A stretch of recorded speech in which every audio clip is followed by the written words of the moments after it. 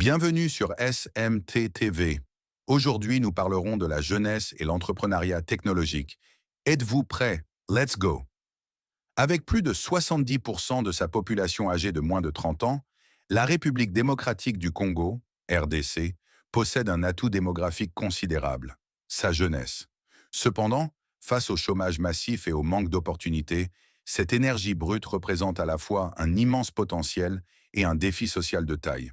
Dans ce contexte, l'entrepreneuriat technologique émerge comme une solution puissante et transformative pour autonomiser cette nouvelle génération, en faire des acteurs de l'économie et bâtir l'avenir numérique du pays. Voici le contexte.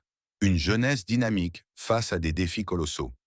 La jeunesse congolaise est inventive et résiliente, mais elle évolue dans un environnement difficile. Manque d'emplois formels. Le marché du travail traditionnel ne peut absorber le flux massif de jeunes diplômés et non diplômés entrant chaque année. Accès limité à l'éducation et à la formation. Les systèmes éducatifs et de formation professionnelle peinent à s'adapter aux compétences requises par l'économie du XXIe siècle.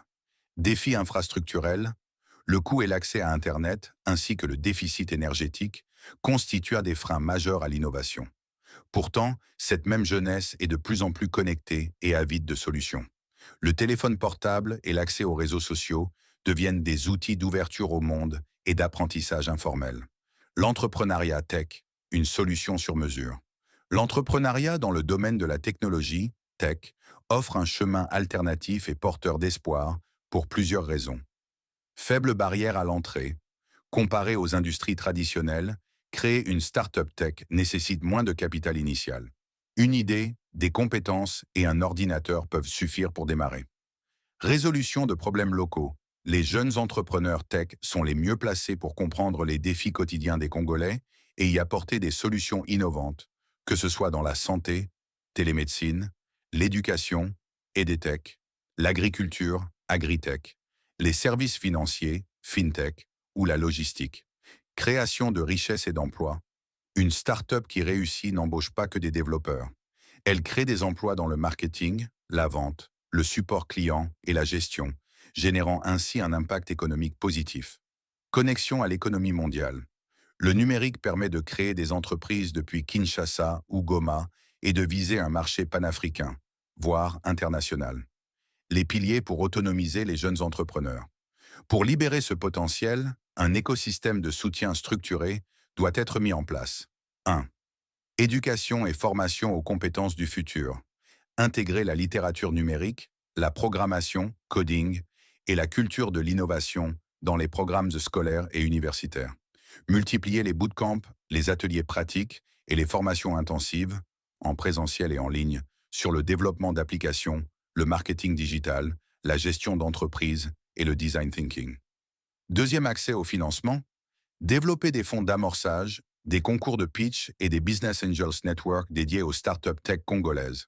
Inciter les banques traditionnelles à développer des produits financiers adaptés aux jeunes entreprises innovantes, souvent sans garantie physique. Troisième, création d'un environnement propice, espace d'innovation. Soutenir les incubateurs, les accélérateurs et les hubs technologiques, comme Kin Hub, Benitech Hub ou Ulindi Labs, qui offrent un espace de travail, du mentorat et un réseau. Rôle des pouvoirs publics. Mettre en place une politique nationale claire pour le numérique, simplifier la création d'entreprises et offrir des avantages fiscaux pour les startups en phase de démarrage. Communauté et réseautage. Favoriser les événements de networking ou des conférences pour briser l'isolement des entrepreneurs et favoriser l'échange d'idées. Quatrième, mentorat et modèles à suivre. Connecter les jeunes entrepreneurs avec des mentors expérimentés, locaux ou de la diaspora, qui peuvent les guider et les inspirer.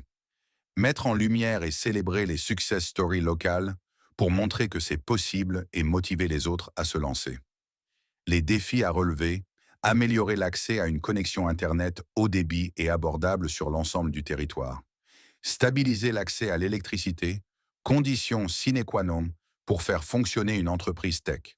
Changer les mentalités pour valoriser l'entrepreneuriat et accepter l'échec comme une étape d'apprentissage, et non une honte. Conclusion. Investir dans la jeunesse, c'est investir dans l'avenir. Merci d'avoir regardé SMT TV. N'oubliez pas d'aimer, de partager et de vous abonner.